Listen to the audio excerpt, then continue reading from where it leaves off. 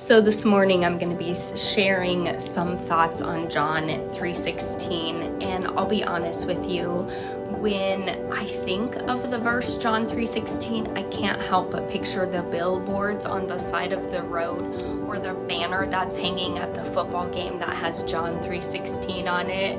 And as much as we see that around and we wonder, or maybe we wonder what the people behind it know or really think about Jesus, it's such a beautiful verse. The love of God, it is so amazing, especially when you set it against the sin that is in this world. First, let's go ahead and read it.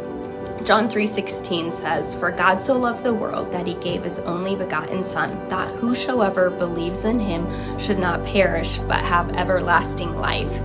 And so, what was it in the world that God loved? When you look back into scripture, there really wasn't anything lovable in it. He was, a lot of the story takes place in a desert where there was no fragrant flowers around. He had more enemies than he had friends. People completely disregarded his truths and they rebelled against his commands. So then where did this love come from? Certainly not from anything outside of God's love, right? God's love springs forth from himself. It is God's nature to love. Remember last week I asked us to think about our perception of God. He loves us because it is in his nature to do so. And his gift to us was his one and only Son.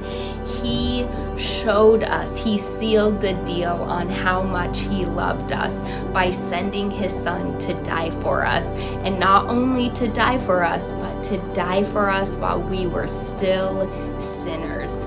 Again, what was so amazing that God would do such a thing.